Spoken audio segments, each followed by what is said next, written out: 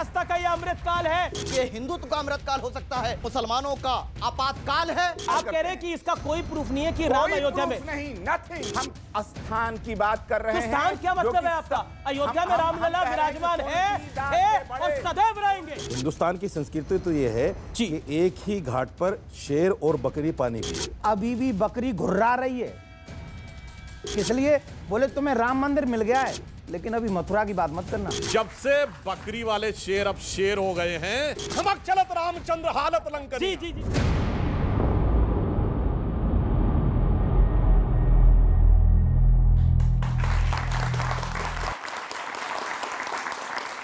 नमस्कार व्यूअर्स, मैं हूं अमीश देवकन और आप देख रहे हैं आर पार का बेहद खास एडिशन। और आज आर पार के एडिशन में हम बात करेंगे सनातन आस्था के अमृतकाल की। सनातन आस्था का अमृतकाल क्यों महत्वपूर्ण है और क्या वाकई भारत अब अपनी संस्कृति के साथ साथ विज्ञान में भी आगे बढ़ रहा है? यह सबसे ज्यादा महत्वपूर्ण है क्योंकि 2014 के बाद चाहे वो केदारनाथ धाम हो, चाहे वो सोमनाथ हो, चाहे वो अयोध्या जी हो, चाहे वो काशी विश्वनाथ हो, चाहे वो महाकाल का द्वार हो, हर जगह विकास भी हुआ है और हम अपनी संस्कृति के साथ आगे भी बढ़े हैं। इसके क्या मायने हैं?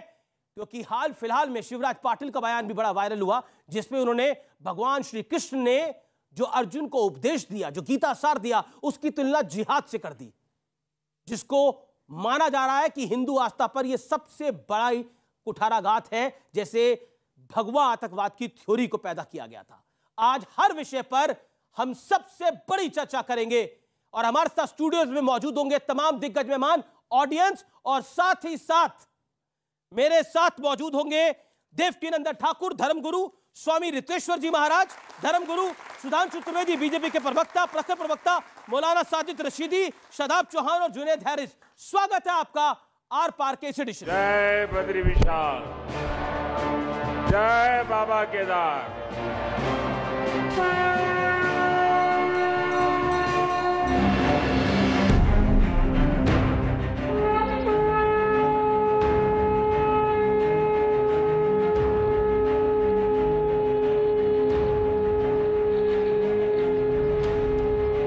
श्री राम जन्मभूमि की, श्री राम जन्मभूमि महामहोत्सव की। ये तस्वीरें सनातन के नए सूर्योदय की सबसे बड़ी गवाही दे रही है। केदारनाथ, बद्रीनाथ से लेकर काशी धाम, महाकाल लोक और अयोध्या में रामलला के भव्य मंदिर निर्माण तक सनातन आस्था के सभी प्रतीक स्थल अब पहले से ज्यादा दिव्य, पहले से ज्यादा भव्य हो चुके हैं। क्या इसे सामान्य संयोग माना जा सकता है कि 2014 में मोदी सरकार आने के बाद 856 करोड़ रुपए की लागत से महाकाल लोक, 400 करोड़ की लागत से श्री केदारनाथ धाम का कायाकल्प, 900 करोड़ की लागत से दिव्य काशी धाम तैयार और साथ ही सोमनाथ में भी कई प्रोजेक्ट की शुरुआत हो गई। इतना ही नहीं, अयोध्या में भव्य राम मंदिर का निर्माण जारी है। खुद पीएम मोदी मंदिर के भूमि पूजन में शामिल हुए थे। तो क्या वाकई ये सनातन के स्वर्णिम दौर का संकेत है? इसी पर जनता के बीच होगा सबसे बड़ा संवाद, सनातन आस्था का अमृतकाल। तो स्वागत है आपका सनातन आस्था के सबसे बड़े अमृतकाल में और हमारे साथ जनता जनार्दन है। जोरदार तालियां आपके लिए। मेरे साथ कई धर्मगुरु भी हैं, उनका भी अभिनंदन है। मेरे साथ मौजूद है देवकीनंदन ठाकुर जी, जोरदार तालियों के साथ अभिवादन करिए देवकीनंदन ठाकुर का। मेरे साथ मौजूद है स्वामी रितेश्वर जी महाराज, जोरदार तालियों से अभिनंदन करिए। मेरे साथ मौजूद है डॉक्टर सुधांशु त्रिवेदी, प्रखर वक्ता, जोरदार तालियों से उनका अभिनंदन करिए। मौलाना साजिद रशीदी, जाने माने मुस्लिम धर्मगुरु, जोरदार अभिनंदन उनका है। मेरे साथ मौजूद है शादाब चौहान, नेता पीस पार्टी के, उनका अभिनंदन है। जुनैद हारिस, मुस्लिम स्कॉलर, उनका अभिनंदन है। और जोरदार तालियां देश की जनता के लिए, देश की जनता जनार्दन के लिए।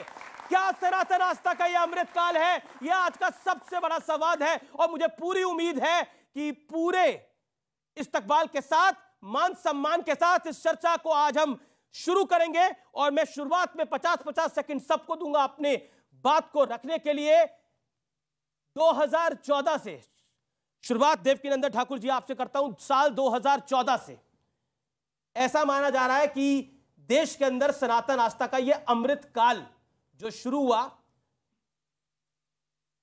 वो लगातार चल रहा है और इसके पीछे विरोधी कहते हैं कि नरेंद्र मोदी हैं, जो पक्ष वाले कहते हैं नरेंद्र मोदी हैं। बताइए है क्या? नरेंद्र मोदी है, सिर्फ नरेंद्र मोदी है। रीजन, यथा राजा तथा प्रजा। जिस देश का राजा जैसा होगा वैसी ही प्रजा होगी। अगर राजा मदिरा पान करके अपने कक्ष में पड़ा रहेगा तो प्रजा भी उसका पालन ही करेगी। राजा अगर केदारनाथ जाएगा, राजा अगर काशी विश्वनाथ जाएगा, राजा अगर अयोध्या जाएगा, राजा अगर काल महाकाल जाएगा तो प्रजा के मन में भी होगा कि हम लोग अपने संस्कार, अपनी संस्कृति का सम्मान करें, उसका आदर करें। जब हमारा राजा कर सकता है तो प्रजा को भी उसका पालन हो। यही अमृत काल है। जब प्रजा मंदिरालय छोड़कर मंदिर जाने लग जाएगी वो अमृत काल है। जब हम बच्चे अपने माँ बाप के चरण धोने लग जाएंगे ये अमृत काल है। और अपने बच्चों को उस दिशा को दिखा देना ये अमृत काल है। शादाब चौहान, आपको देता हूं मैं 50 सेकेंड। उन्होंने अपने 50 सेकेंड का इस्तेमाल किया, आप भी करिए अपने 50 सेकेंड का इस्तेमाल। मेरा दो टूक सवाल है। अयोध्या में दिए तो 70 साल पहले भी लगाए जा सकते थे, लेकिन अब यह दौर ही क्यों आना पड़ा जिसमें मोदी और योगी चाहिए थे? सनातन का अमृत काल वो नहीं हो सकता जहां बेटियों की इज्जत लूट ली जाए और उनको बचाने के लिए सरकारें शामिल हो जाएं। अमृत काल वो नहीं हो सकता जहां मानव में जाति धर्म का भेदभाव होकर उनके साथ अत्याचार होता हो। मानव का वो अमृत काल नहीं हो सकता जहां लोग बेरोजगार हों, महिलाएं असुरक्षित हों, देश अमेरिका और चाइना के सामने टकराता ना हो। वो अमृत काल हो नहीं सकता जहां अत्याचार होता हो। मैं तो ये कहूंगा कि ये हिंदुत्व का अमृत काल हो सकता है, सनातन का अमृत काल नहीं। सनातन में न्याय है, संघर्ष है, शांति है, बलिदान है, त्याग है, डरना नहीं, झगड़ना नहीं, अपराध नहीं, अत्याचार नहीं। हां, इतना जरूर है कि मुसलमानों का, दलितों का और महिलाओं का ये आपातकाल है। और मैं मानता हूं कि अगर आज मर्यादा पुरुष श्री राम बजाहिर हमारे बीच होते तो आज ऐसे रावण रूपी लोगों से युद्ध करते जो लोग आज अत्याचार कर रहे हैं। नरेंद्र मोदी जी सनातन के नाम पर कुछ अपने दोस्तों को बड़े बड़े प्रोजेक्ट दिलवा सकते हैं। अयोध्या में कई जगह पर 15 लाख दिए जलाएंगे, लेकिन खाने को क्या है? ये राम के नाम पर भी जो घोटाला करते हैं वो भारतीय जनता पार्टी। मेरे सवाल का जवाब नहीं दिया, मैं आगे आपसे इसका जवाब ले लूंगा। सुधांशु त्रिवेदी, ये सवाल मैं आपसे भी पूछता हूं। मान लिया रामलला का जो मंदिर था उस पर विवाद था, बाबरी मस्जिद का विवादित ढांचा था जिसको लेकर कोर्ट में मामला था, लेकिन दियों को जलाने के लिए तो कोई विवाद नहीं था।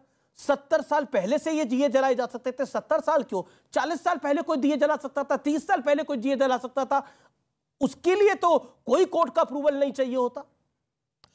उससे भी अधिक महत्वपूर्ण बात मैं कहना चाहूंगा, दीपावली का पर्व होता है कार्तिक मास की अमावस्या को, जो सबसे घनी रात होती है। क्यों?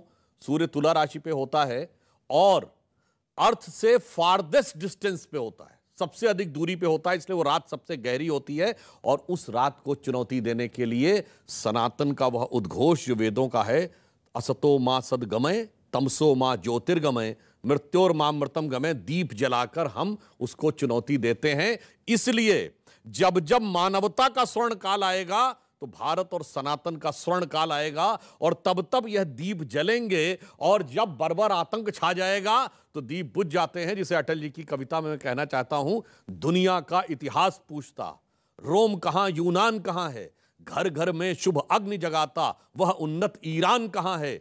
दीप बुझे पश्चिमी जगत के, छाया जब बर्बर अंधियारा, तभी चीर कर तम की छाती चमका हिंदुस्तान हमारा। और वही चमक हमें दिखाई पड़ी।